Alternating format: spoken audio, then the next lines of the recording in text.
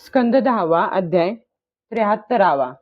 जरासंधाच्या कारागृहातून सुटलेल्या राजांना निरोप आणि भगवंतांचे इंद्रप्रस्थाला परतणे. श्रीशुक म्हणतात, जरासंधाने अगदी सहजपणे 20,800 राजांना जिंकून डोंगराच्या दरीत ठेवले होते. ते जेव्हा तेथून बाहेर आले तेव्हा त्यांची शरीरे मळकट आणि वस्त्रे गलिच्छ दिसत होती. भुकेमुळे ते दुर्बल झाले होते आणि त्यांची तोंडे वाळून गेली होती. कैदखान्यात बंद राहिल्यामुळे ते खंगले होते. तेथून बाहेर पडताच त्यांनी पावसाळ्यातील ढगाप्रमाणे सावळ्या पितांबरधारी भगवंतांचे दर्शन घेतले. त्यांच्या 4 हातांमध्ये गदा, शंख, चक्र आणि कमळ शोभून दिसत होते. वक्षस्थळावर श्रीवत्स चिन्ह आणि कमळाच्या गाभ्याप्रमाणे त्यांचे डोळे लालसर होते. त्यांचे सुंदर मुखकमल प्रसन्न असून कानांमध्ये मकराकृती कुंडले चमकत होती. त्यांच्या श्रीविग्रहावर सुंदर मुकुट, मोत्यांचा हार, हातामध्ये कडे, करदोटा आणि बाजूबंद शोभून दिसत होते. गळ्यामध्ये कौस्तुभमणी झगमगत होता आणि तेथे वनमाला शोभत होती. त्यांना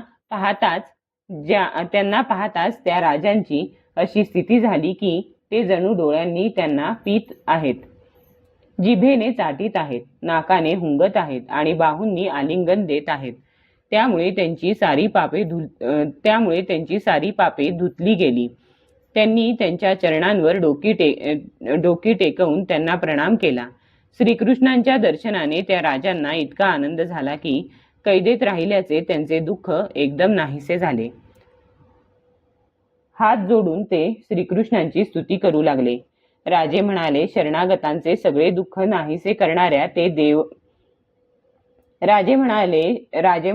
शरणागतांचे सगळे दुःख नाहीसे करणाऱ्या हे देवेश्वरा, हे अविनाशी श्रीकृष्णा, आम्ही आपणास नमस्कार करीत आहोत.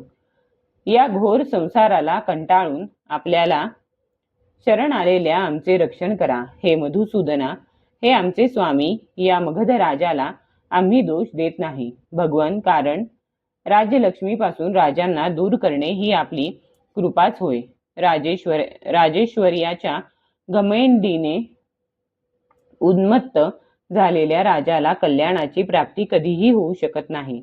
आपल्या मायेने मोहित होऊन तो अनित्य अशा संपत्तीला स्थिर समजतो.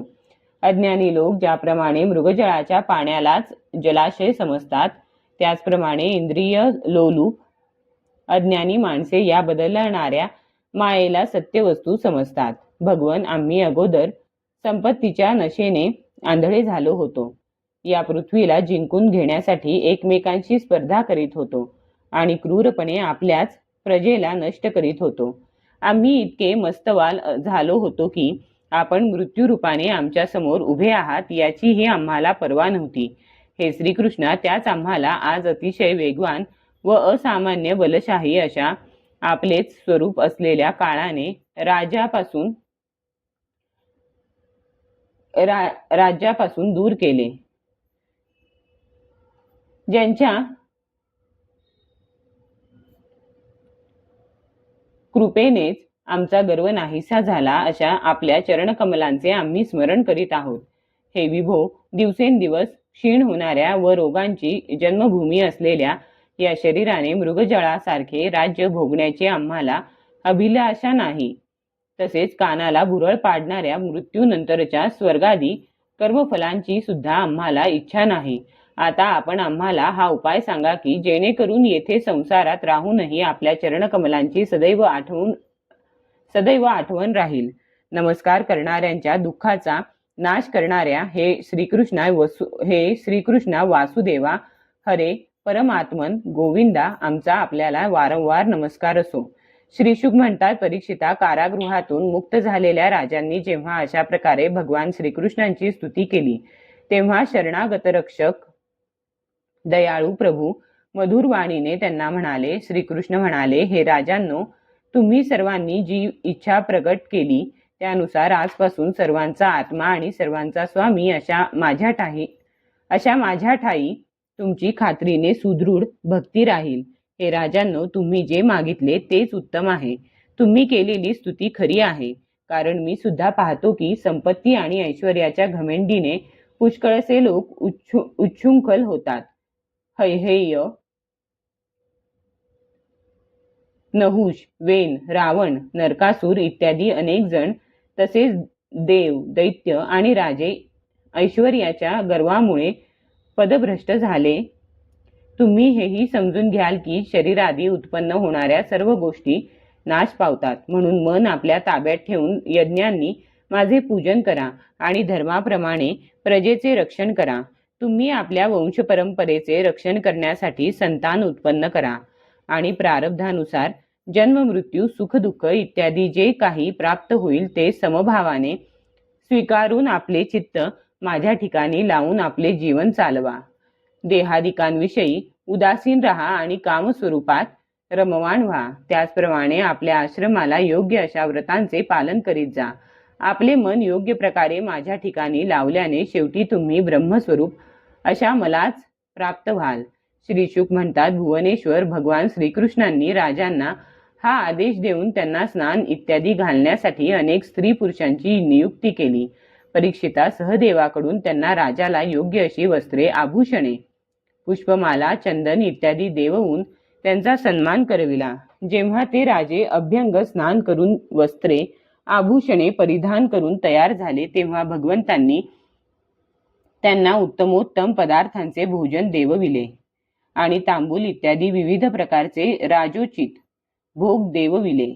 अशा प्रकारे भगवान श्रीकृष्णांनी त्या राजांचा बंधमुक्त करून सन्मान केला. तेव्हा पावसाळा संपल्यानंतर तारे शोभावेत त्याप्रमाणे तेजस्वी कुंडले घातलेले ते शोभू लागले. नंतर श्रीकृष्णांनी त्यांना सुवर्णाने आणि रत्नांनी मढविलेल्या उत्तम घोडे जुंपलेल्या रथांमध्ये बसवून गोड शब्दांनी तृप्त करून आपापल्या देशाकडे पाठविले.